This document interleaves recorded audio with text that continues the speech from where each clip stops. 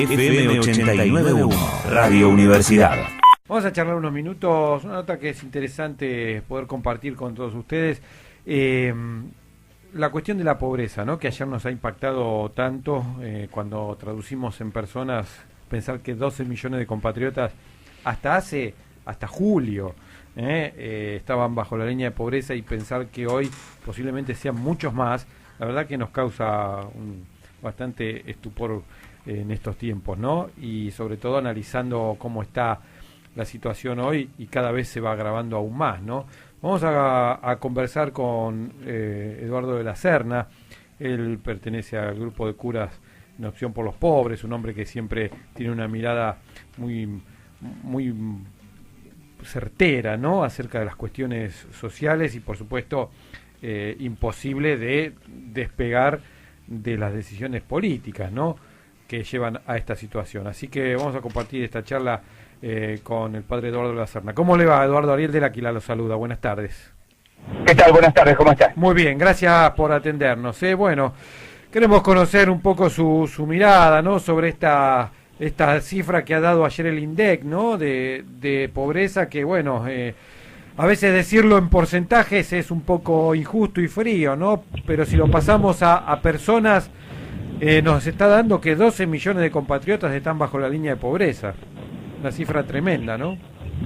Sí, a ver, primero que nada, con que haya uno solo es motivo de lucha, de pelea y de trabajo fuerte por la justicia, porque nadie tiene por qué tener hambre.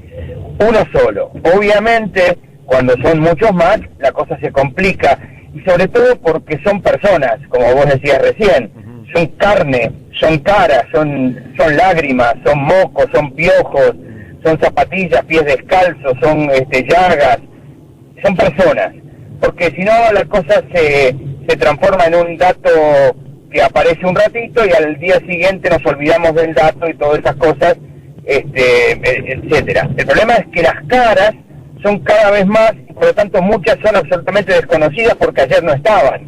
Es decir, las caras tienen la característica de que vos reconocés la cara. El problema es que ya son cada vez más los desconocidos, porque ayer no vinieron, antes de ayer menos, y antes de ayer también. La cuestión es evidentemente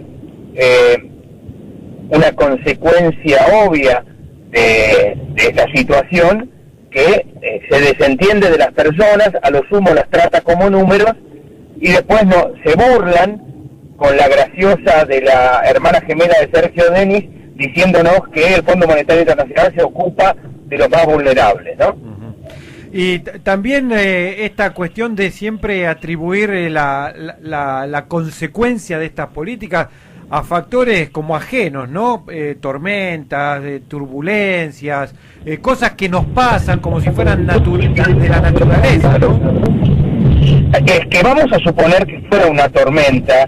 Las tormentas se ven venir, se llama servicio meteorológico, y cuando vos ves que va a venir un tornado en Estados Unidos, emigran 2 millones de personas de la ciudad a buscar refugio.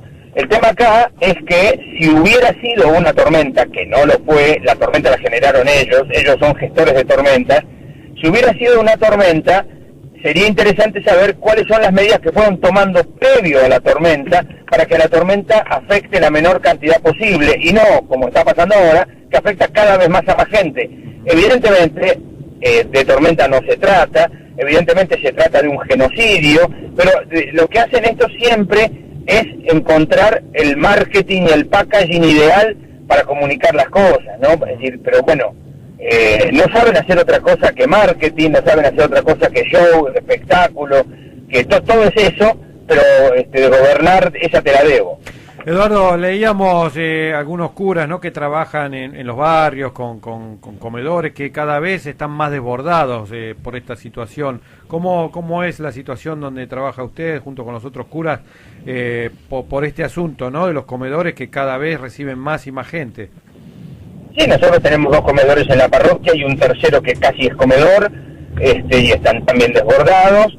Tenemos, a ver, te pongo un ejemplo que medio sirve para ilustrar. En la parroquia vecina están en una misión, en una carpa. Es una cosa que está en la diócesis de Quilmes desde hace ya muchos años, una carpa misionera que va a visitar las casas, a hacer bautismos, casamientos, todas esas cosas. Bueno, en la carpa suele haber, por ejemplo, merienda para todos, después suele haber la misa, después de la misa catecismo o lo que fuere. Cuando termina todo, los que viven en la carpa son unos 10 muchachos que están ahí cuidando la carpa, son los que se ocupan de la parte de infraestructura, etcétera. Obviamente comen. Bueno, ahora está llegando cada vez más gente con tupper a la comida de los muchachos que están trabajando ahí, porque están reclamando o pidiéndoles por favor algo de comer.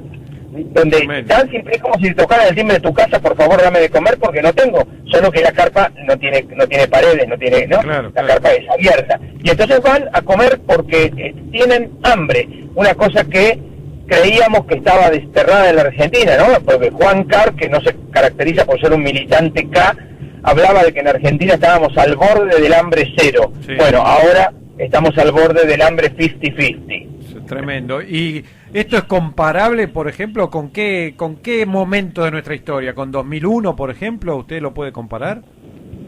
Lo que pasa es que hay cosas y cosas, ¿no? Por ejemplo, hay muchas cosas que se asemejan al 2001, pero también es cierto, por ejemplo, que el 2001 dejó entrenamiento. Entonces me decía, por ejemplo, ayer gente de una comunidad que frente a las situaciones, a diferencia del 2001, hay mucho más rápido reacciones colectivas que ayudan a paliar la situación, por ejemplo, juntarse los vecinos para esto, para lo otro, cosa que quedó como un aprendizaje, claro.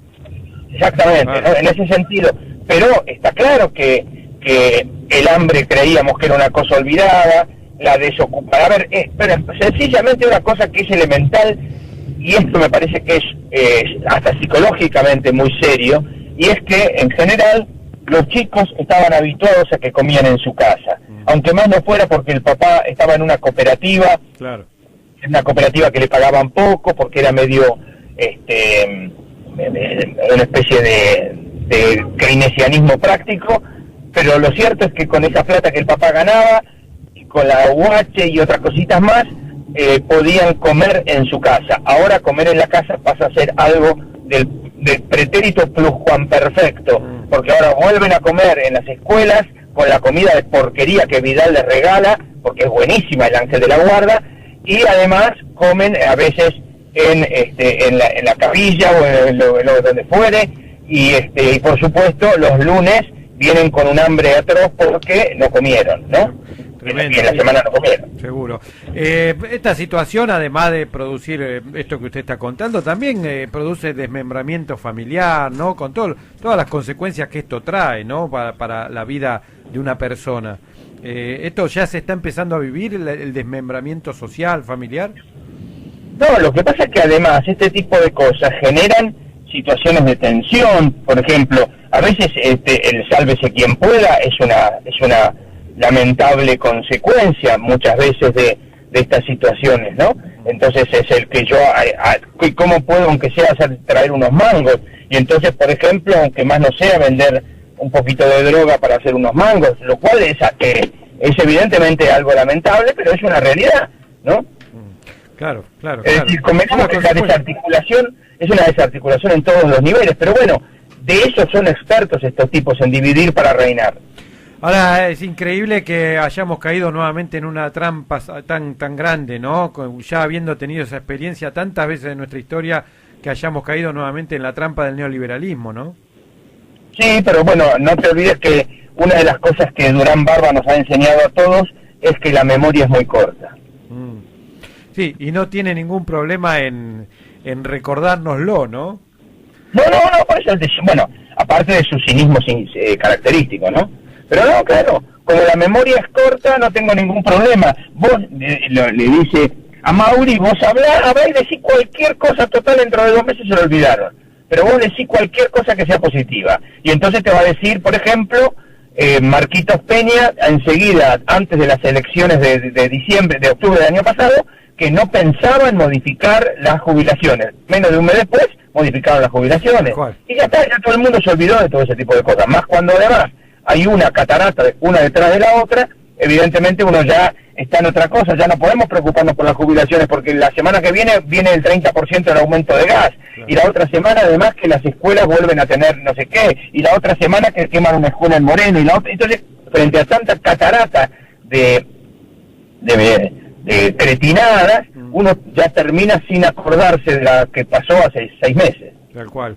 Y Eduardo, ¿qué se puede hacer frente a este panorama? ¿Qué estrategia podemos tener como para resistir el vendaval y para mantenernos más o menos esperanzados? A ver, yo creo que son varias cosas juntas, lo que pasa es que algunas son más complicadas. Una es tener claro que la unidad es fuerza de resistencia y si nos dividen nos hacen trizas, ¿no? Cuando uno ve a este nuevo grupo de los 4 fantásticos de la López Rega, como llamaron algunos, a estos 4 enanos políticos de Pichetto, Massa, Schiaretti y Urtubey, uno se da cuenta que siguen dividiendo para reinar, que van a hacer la gran randazo de la vez pasada. Yo creo que ese tipo de cosas es importantísimo estar atentos y estar alerta, porque si nos dividen nos vuelven a masacrar. Eso por un lado. Por otro lado, creo que sería importantísimo que nosotros sepamos presionar de la forma más vehemente posible, de la forma más pacífica posible, presionar a nuestros legisladores, a toda la gente a la cual tenemos responsabilidad, para que de una vez por todas le hagan un juicio político a estos tipos y los saquen a patadas, porque esto ya no se soporta más. Ahora no nos queda ni el consuelo de la justicia, ¿no? Que parece que también está tomada por los poderes fácticos. Es vergonzoso lo que está pasando. La justicia es una maravilla, el problema es el Poder Judicial, que de justicia no tiene nada. Claro. Lamentablemente el Poder Judicial es una manga de fascinerosos, que queda ahora claro hasta con el mismo presidente de la Corte, que son gente que tienen una incapacidad absoluta de mirar desde la realidad del pobre, de mirar desde el sufrimiento y todas esas cosas. Bueno, pero ¿qué podés esperar? Un Poder Judicial en el cual es juez Bonadío, todo es posible. Seguro. Eduardo, yo le agradezco mucho este ratito, y los conceptos tan claros. Le mando un fuerte saludo. Bueno, un abrazo grande. Que ande bien. Hasta luego. Hasta luego. Hablamos con el padre Eduardo de la Serna. Creo que está clarísimo. Más que claro, ¿no? Los conceptos. Y me pongo a pensar en el laburo que hacen los curas, ¿no? En los barrios, tanto, de la Serna, acá lo tenemos a Bachi, tan Bachi, cerca, o Padre Paco, o tantos otros que trabajan cara a cara con la necesidad, con la pobreza, ¿no? En estos tiempos, con qué desesperación, imagino, se debe laburar en esos barrios, ¿no? Desde la Universidad Nacional de La Matanza, Radio Universidad FM 89.1. Siempre cerca.